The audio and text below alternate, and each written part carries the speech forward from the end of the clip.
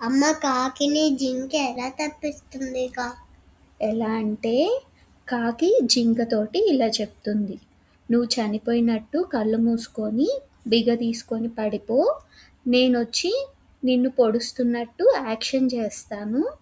అప్పుడు ఆ పొలం కాపలాదారుడు ఉంటాడు కదా, నన్ను చూసి చచ్చిపోయావనుకొని నిన్ను వలలో నుంచి బయటకు తీస్తాడు. నేను కావు కావని అరుస్తాను, నువ్వు వెంటనే లేచి పరిగెత్తుకుంటూ వెళ్ళిపో అని చెప్తుంది.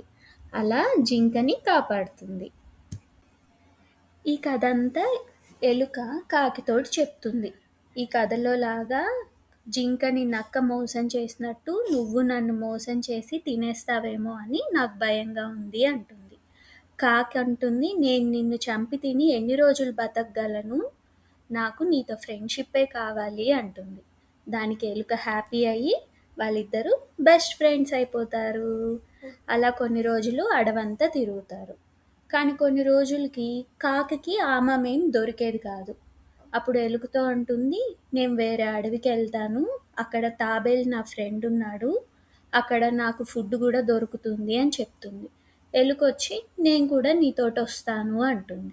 అలా ఇద్దరు కలిసి వేరే అడవికి వెళ్తారు. అక్కడ తాబేలు గాడిని కలుస్తారు. అప్పుడు వాళ్ళ ముగ్గురు ఫ్రెండ్స్ అవుతారు. కానీ తాబేలుకి ఒక డౌట్ వస్తుంది, నువ్వు ఎలుకవు కదా, అడవిలో ఏం చేస్తున్నావు అని. అప్పుడు ఎలుక తన కథని ఇలా చెప్తుంది, నేను కూడా అందరి ఎలుకల్లానే ఒక ఊరిలో ఉండేదాన్ని, ఒక ఇంట్లో ఒక చిన్న కన్నంలో ఉండేదాన్ని, దొరికిందల్లా తింటూ హ్యాపీగా ఉండేదాన్ని. ఒకరోజు నేను అత్యాశకు పోయి ఎక్కువ ఫుడ్ దాచిపెట్టుకోవాలని ఆ ఇంట్లో ఉండే గిన్నెలో ఫుడ్డుని తీస్తూ ఉన్నాను. ఆ గిన్నె పైన మూత ఉంటుంది కదా, అది కింద పడడం వల్ల ఆ ఇంటి యజమాని నన్ను చూశాడు, నేను ఎక్కడి నుంచి వస్తున్నాను అని కనిపెట్టేశాడు. నేను ఉండే కన్నం అంటే హోల్, ఆ హోల్నంతా తవ్వేశారు. అలా నేను దాచిపెట్టుకున్న ఫుడ్ అంతా పోయింది, నాకు ఆ ఇంట్లో ప్లేసు పోయింది అని చెప్తుంది.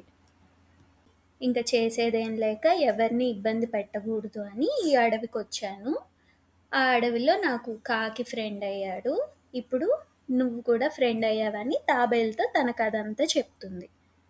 అప్పుడు తాబేలు ఏమంటుంది తెలుసా, నీ కథ వింటే నాకు నక్క విల్లు కథ గుర్తొస్తుంది అంటుంది.